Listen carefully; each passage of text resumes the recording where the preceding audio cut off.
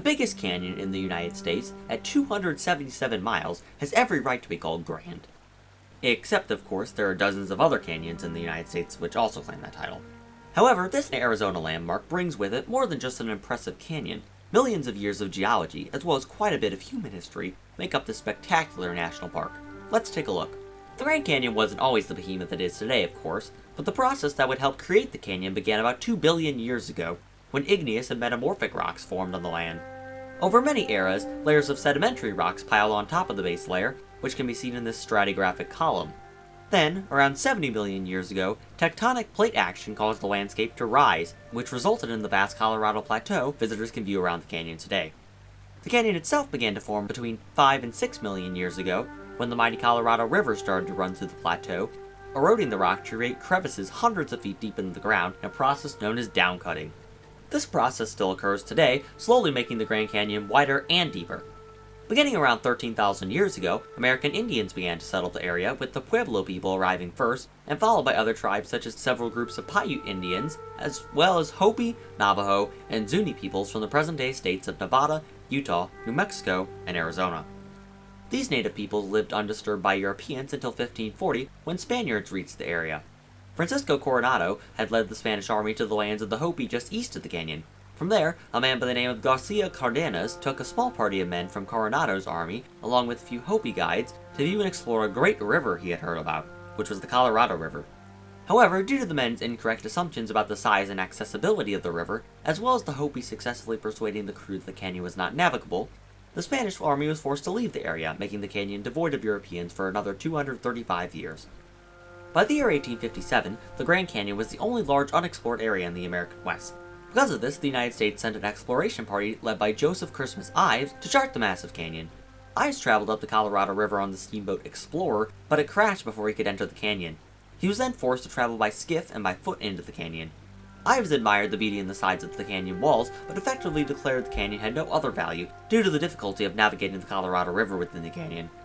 Finally, the last major explorations of the canyon occurred in 1869 and 1872 by John Wesley Powell.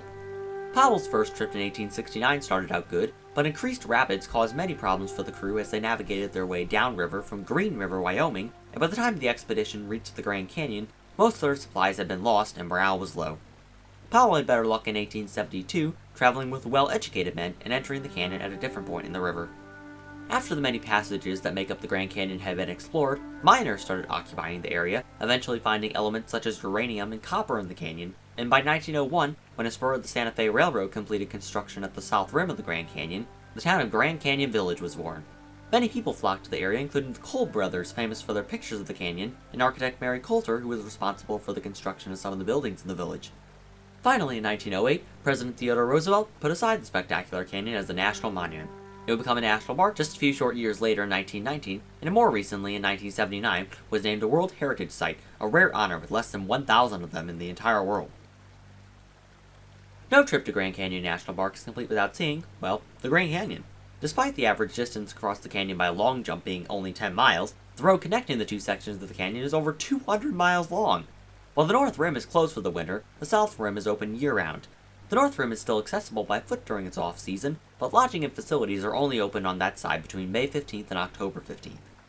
The South Rim is over 1,000 feet lower in elevation than its northern counterpart. It is also significantly easier to get to, making it much more popular and therefore crowded. Similarly to the North Rim, it offers various lodging and campground options.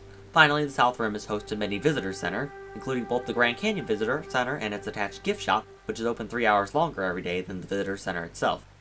Inside the Grand Canyon, or the bottom rim, is the home of Phantom Ranch, a popular stopping point for hikers and mule tours alike. It's so popular, in fact, that visitors have to make reservations up to 15 months in advance. The ranch offers cabins for visitors to stay in, and sells meals for those who would prefer to have the cooking done for them after their long hike. Speaking of the bottom of the canyon, there are several trails covering the descent, including the South Kaibab Trail, a steep trail that is only recommended for the hike down, and the Bright Angel Trail, a more modest path that passes through Indian Garden, which is home to a campground and a ranger station. On the north side, there is only one major option, the North Kaibab Trail, a 14.2-mile trail that is very difficult to hike without stopping at the bottom. For those who would like to venture through the canyon without the strenuous hike, various options are also available for boat tours down the Colorado River, right through the canyon. Back at the top, visitors can walk the Trail of Time, an attraction similar to an outdoor museum, with various exhibits detailing the history of the Grand Canyon and the surrounding area. It is a fairly recent addition, opening in October of 2010. If you're looking for the best view of the canyon, look no further than Desert View Point.